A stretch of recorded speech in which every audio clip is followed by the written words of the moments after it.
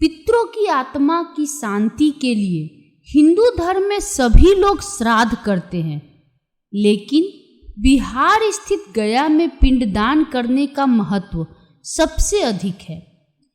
पौराणिक मान्यता के अनुसार गया में पिंडदान करने से 108 कुल और 7 पीढ़ियों का उद्धार होता है। इतना ही नहीं, जो व्यक्ति गया में पिंडदान की प्रक्रिया करता है उसे भी मृत्यु के पश्चात मोक्ष की प्राप्ति होती है। तो आइए जानते हैं गया में किए गए पिंडदान का महत्व और इसके पीछे की कहानी क्या है। राजा दशरथ का हुआ था पिंडदान।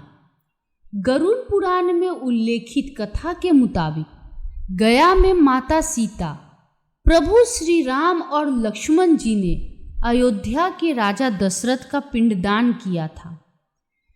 कथा में कहा गया है कि माता सीता को फल्गु नदी के किनारे अकेला छोड़कर श्री राम और लक्ष्मण पिंडदान की सामग्री इकट्ठा करने के लिए चले गए। फल्गु नदी के किनारे जब माता सीता श्री राम और लक्ष्मण जी का इंतजार कर रही थी, तभी राजा दशरथ वहां प्रकट हुए और उन्होंने पिंडदान की मांग की।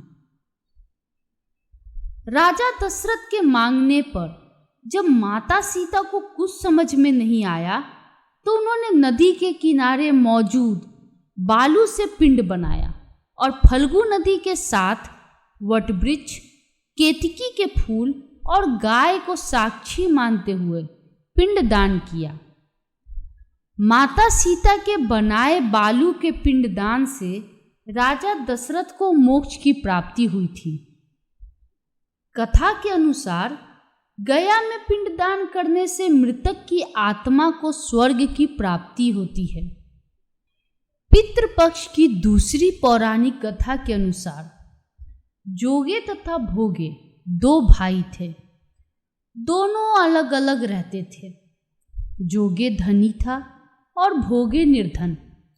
दोनों में परस्पर बड़ा प्रेम था। जोगे की पत्नी को धन का अभिमान था, किंतु भोगे की पत्नी बड़ी सरल हृदय की थी। पितृपक्ष आने पर जोगे की पत्नी ने उससे पितरों का श्राद्ध करने के लिए कहा, तो जोगे इसे व्यर्थ का कार्य समझकर टालने की चेष्टा करने लगा। किंतु उसकी पत्नी समझती थी कि यदि ऐसा नहीं करेंगे तो लोग बातें बनाएंगे।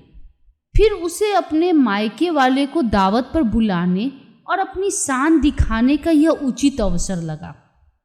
अतः वह बोली, आप शायद मेरी परेशानी की वजह से ऐसा कह रहे हैं, किंतु इसमें मुझे कोई परेशानी नहीं होगी। मैं भोगे की पत्नी को बुला लूंगी, दोनों मिलकर सारा काम कर लेंगे। फिर उसने जोगे को अपने पीहर न्योता देने के लिए भेज दिया। दूसरे दिन उसके बुलाने पर भोगे की पत्नी सुबह सवेरे आकर काम में जुट गई। उसने रसोई तैयार की, अनेक पकवान बनाए, फिर सभी काम निपटाकर अपने घर आ गई। आखिर उसे भी पितरों का श्राद्ध तर्पण करना था। इस अवसर पर न जोगे की पत्नी ने उसे रोका, न वह रुकी। शीघ्र ही दोपहर हो गई। पितृ भूमि पर उतरे। जोगे भोगे के पितर पहले जोगे के यहाँ गए तो क्या देखते हैं, उसके ससुराल वाले वहां भोजन पर जुटे हुए हैं। निराश होकर वे भोगे के यहाँ गए। वहां क्या था, मात्र पितरों के नाम पर अगियारी दे दी गई थी। पितरों ने उसकी राख चाटी और भूखे ही नदी के तट पर जा पहुंचे। थोड़ी देर में सारे पितर इकट्ठे हो गए और अपने अपने यहाँ के श्राद्धों की बड़ाई करने लगे। जोगे भोगे के पितरों ने भी अपनी आप बीती सुनाई। फिर वे सोचने लगे, अगर भोगे समर्थ होता तो शायद उन्हें भूखा न रहना पड़ता, मगर भोगे के घर में तो 2 जून की रोटी भी खाने को नहीं थी।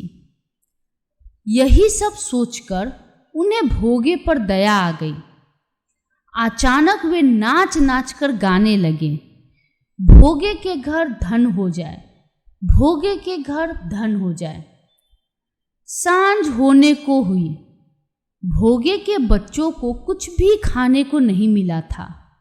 उन्होंने माँ से कहा, माँ, भूख लगी है। तब उन्हें टालने की गरज से भोगे की पत्नी ने कहा, जाओ, आंगन में हौंदी औंधी रखी है, उसे जाकर खोल लो और जो कुछ मिले बांटकर खा लेना। बच्चे वहां पहुंचे तो क्या देखते हैं कि हौदी मोहरों से भरी पड़ी है। वे दौड़े दौड़े माँ के पास पहुंचे और उसे सारी बातें बताई। आंगन में आकर भोगे की पत्नी ने यह सब देखा तो वह भी हैरान रह गई। इस प्रकार भोगे भी धनी हो गया, मगर धन पाकर वह घमंडी नहीं हुआ। दूसरे साल का पितृपक्ष आया। श्राद्ध के दिन भोगे की स्त्री ने 56 प्रकार के व्यंजन बनाए। ब्राह्मणों को बुलाकर श्राद्ध किया, भोजन कराया, दक्षिणा दी। जेठ जेठानी को सोने चांदी के बर्तनों में भोजन कराया। इससे पितृ बड़ी प्रसन्न हुए और तृप्त हुए।